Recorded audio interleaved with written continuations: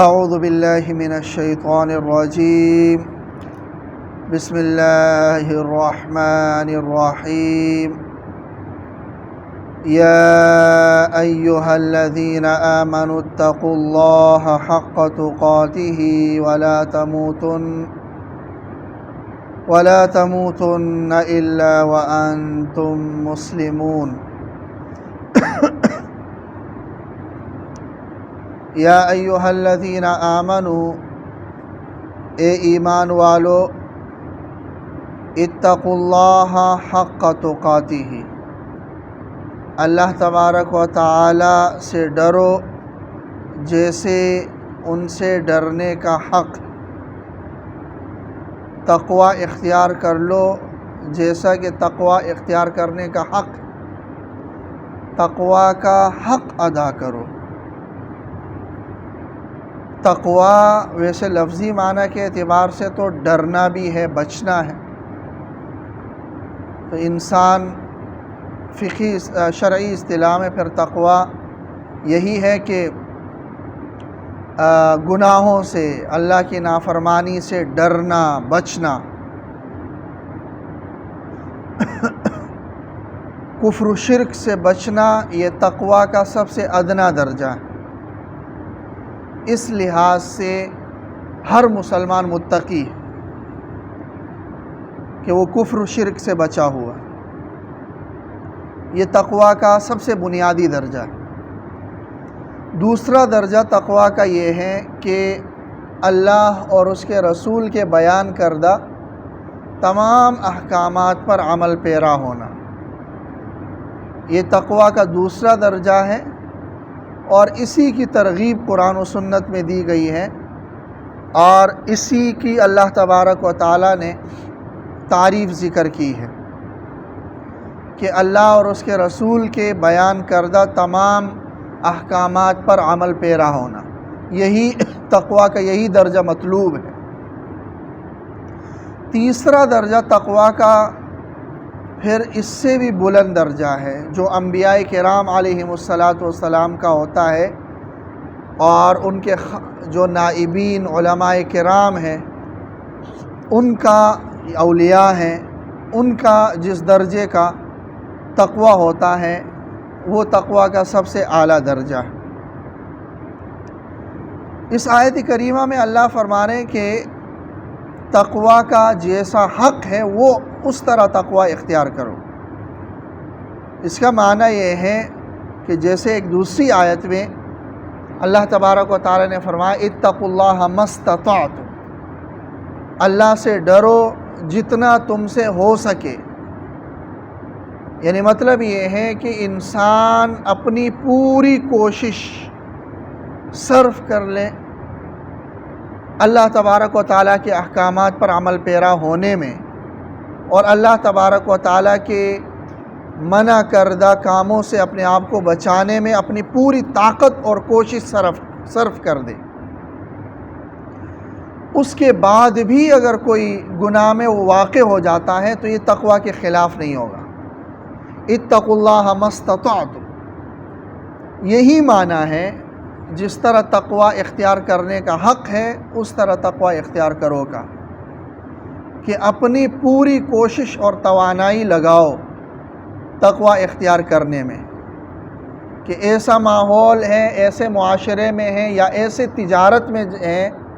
کہ اس تجارت میں رہتے ہوئے آپ سود سے نہیں بچ سکتے، آپ نے وہ تجارت چھوڑ دی، وہاں سے بچے۔ ایسا ماحول ہے جہاں اس ماحول میں رہتے ہوئے آپ گناہوں سے نہیں بچ سکتے، ان لوگوں کے ساتھ رہتے ہوئے آپ گناہوں سے نہیں بچ سکتے، چاہے وہ آپ کے رشتہ دار ہوں یا دوست احباب ہوں، آپ نے ان کو چھوڑ دیا۔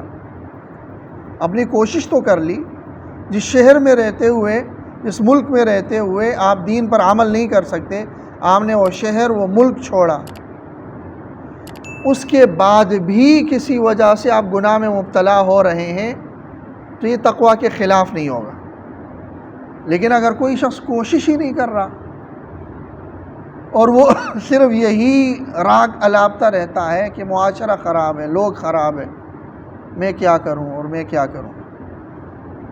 ہے جرم ضعیفی کی سزا مرگ مفاجات۔ یہ جرم ضعیفی کا رونا نہیں رونا چاہیے۔ تو بہرحال یہی ہے کہ انسان کو اپنے ہمت سے کام لینا چاہیے، ہمت مرداں اور مدد خدا، اور زور بازو آزما، شکوہ نہ کر صیاد سے، آج تک کوئی قفس ٹوٹا نہیں فریاد سے۔ کہ اگر آپ فریاد کرتے ہیں اور یہ توقع رکھتے ہیں کہ یہ پنجرہ ٹوٹ جائے گا یا قفس ٹوٹ جائے گا، نہیں، وہ توڑنے کے لیے اپنا زور بازو آزمانا ہوگا۔ تو مطلب یہی ہے کہ آپ نے اپنی پوری طاقت اور کوشش صرف کرنی ہے۔ یہی اللہ تبارک و تعالیٰ کا مطالبہ ہے، اتقوا اللہ حق تقاتی، جیسے اللہ سے ڈرنے کا حق ہے ویسے اللہ سے ڈرو، تقوی کا حق ادا کرو۔ وَلَا تَمُوتُنَّ إِلَّا وَأَنْتُمْ مُسْلِمُونَ، اور ہرگز تمہیں موت نہ آئے مگر اس حالت میں کہ تم مسلمان ہو۔ یہ تو انسان کے اختیار میں نہیں ہے، لیکن مطلب آیت کا یہی ہے کہ اسلام پر تم قائم اور دائم رہو گے تو مرتے دم تک اس اسلام پر قائم اور دائم رہنا ہے، اور اگر پورے اخلاص کے ساتھ تم زندگی میں اسلام پر عمل پیرا رہو گے تو موت بھی تمہیں اسی حالت میں آئے گی۔ کما تحیون تموتون، آپ صلی اللہ علیہ وسلم نے فرمایا جس طرح کی زندگی تم گزارو گے موت اسی طرح کی آئے گی۔ یہ الگ بات ہے کہ جو ایک دوسری حدیث میں ہے کہ انسان بعض اوقات زندگی بھر جنت والے اعمال کر لیتا ہے، پھر اچانک وہ دوزخ والے اعمال کر کے مرتا ہے اور دوزخ میں چلا جاتا ہے، اور ایک انسان زندگی بھر دوزخ والے اعمال کرتا ہے اور پھر اچانک سے آخری زندگی میں وہ جنت والے اعمال کر کے جنت میں چلا جاتا ہے۔ تو اس کا یہ معنی نہیں ہے کہ انسان اخلاص کے ساتھ جنت والے اعمال کرے تو اچانک اللہ تبارک و تعالیٰ اس سے اسلام کی دولت چھین لے۔ مطلب یہ ہے کہ انسان شروع سے ہی ریاکاری کے ذریعے سے نیک اعمال کر رہا ہوتا ہے، اس میں اخلاص ہوتا ہی نہیں ہے۔ لوگوں کو یہ دکھ رہا ہے کہ بڑا نیک ہے، لیکن اس کے ان وہ اعمال اندر سے کھوکھلے ہیں اخلاص نہ ہونے کی وجہ سے، اور پھر اسی بنیاد پہ اس کی موت آتی ہے ایسی حالت میں، یا کفر کی حالت میں یا فسق کی حالت میں۔ تو یہ مراد ہے حدیث میں، وگرنہ انسان اخلاص کے ساتھ جب نیک اعمال کرتا ہے تو نیک اعمال کا ایک خاص اثر ہوتا ہے اس کے دل پر، اس کی زندگی پر، اور وہ اتنی آسانی سے پھر بہکتا نہیں ہے۔ انسان جتنا اللہ تبارک و تعالیٰ کے قریب ہوگا اتنا اس کے بہکنے کے امکانات کم ہوں گے، جتنا اللہ تبارک و تعالیٰ سے دور ہوتا جائے گا اتنے ہی اس کے گمراہ ہونے کے امکانات بھی زیادہ ہوں گے۔ وَلَا تَمُوتُنَّ إِلَّا وَأَنْتُمْ مُسْلِمُونَ، اور تمہیں موت ہرگز نہیں آنی چاہیے مگر اس حالت میں کہ تم مسلمان، یعنی مرتے دم تک تم نے اسلام پر اور اس تقوی پر قائم رہنا ہے۔ وَاعْتَصِمُوا بِحَبْلِ اللَّهِ جَمِيعًا وَلَا تَفَرَّقُوا، اللہ کی رسی کو مضبوطی سے تھامو سب مل کر۔ وَاعْتَصِمُوا، مضبوطی سے تھامو، بِحَبْلِ اللَّهِ، اللہ کی رسی کو، جَمِيعًا، سب مل کر، وَلَا تَفَرَّقُوا، اور فرقہ بازی مت کرو، گروہ بندی مت کرو، بلکہ اتحاد اور اتفاق سے رہو۔ تو پہلی آیت میں اللہ نے تقوی کا حکم دیا، دوسری آیت میں اتفاق اور اتحاد کا حکم دیا۔ اصل میں مقصود اتفاق اور اتحاد کا حکم دینا تھا، لیکن جیسے قرآن کا یہ اصول ہے کہ حکم صرف دیتا ہی نہیں ہے بلکہ اس حکم کو امپلیمنٹ اور نافذ کرنے کا ایک راستہ بھی بتاتا ہے۔ اتفاق اور اتحاد کا حکم دیا لیکن اس کا راستہ بھی بتا دیا کہ وہ راستہ ہے تقوی۔ تقوی ہی اللہ تبارک و تعالیٰ کی احکامات، رسول کے احکامات کے ساتھ مضبوطی سے چمٹنا ہی ایک ایسا ذریعہ ہے، ایک ایسی سیڑھی ہے جو مسلم امہ کو آپس میں جوڑے رکھتی ہے اور اتفاق اور اتحاد میں رکھتی ہے اس کو، اور یہی ایک نسخہ اکسیر ہے۔ دنیا کی جتنی اقوام کا آپ مطالعہ کریں گے، ہر قوم کے اندر اتفاق اور اتحاد کو وہ اہمیت دیتے ہوں گے۔ ان کا یہ نظریہ ہوگا کہ ہاں اتفاق اور اتحاد اچھی چیز ہے، بے اتفاقی بری چیز ہے، ہر ایک یہ چاہتا ہوگا، لیکن وہ ان میں ہوتی نہیں،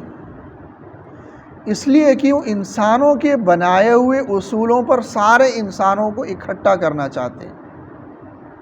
اور یہ عارضی طور پر تو ہو سکتا ہے، مستقل نہیں ہو سکتا۔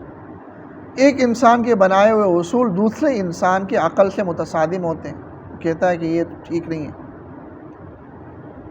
اور بے شمار اس کی ہمارے سامنے مثالیں ہیں، اور اس کی سب سے اگر قریب میں ہم دیکھ لیں تو ہمارے آئین میں اگر دیکھ لیں 23 ترامیم ہو چکی ہے، 23 بار یہ چینج ہو چکے ہیں، ہمارا جو پاکستانی آئین 23 بار۔ وجہ یہ ہے کہ انسانوں کا بنایا ہوا ہے، اگرچہ آئین میں پہلی شق یہی لکھی ہے کہ اس سلطنت میں اللہ کا ہی حکم چلے گا اور یہاں کے حکمران اللہ کے نائبین کی حیثیت سے ہوں گے، لیکن آپ جانتے ہیں کہ اس دفعہ پر عمل بھی ہوتا ہے یا نہیں ہوتا؟ عدالتوں میں جائیں یا کہیں پر بھی جائیں، آپ کو اسلام کہیں بھی نظر نہیں آئے گا۔ تو بہرحال یہ انسانوں کے بنائے ہوئے ہیں۔ دنیا کی قوانین کا بھی مطالعہ کر لیں، دنیا نے اپنے طور پر جتنے بھی قوانین بنا لیے وہ انسانوں کے بنائے ہوئے تھے، لیکن ان قوانین کا یہی ہوا کہ یا تو عارضی طور پر وہ چلے، یا تو ان قوانین نے پھر بغاوت کو جنم دے دیا، یا وہ قوانین کو انہوں نے چینج کرنے پر مجبور ہوئے۔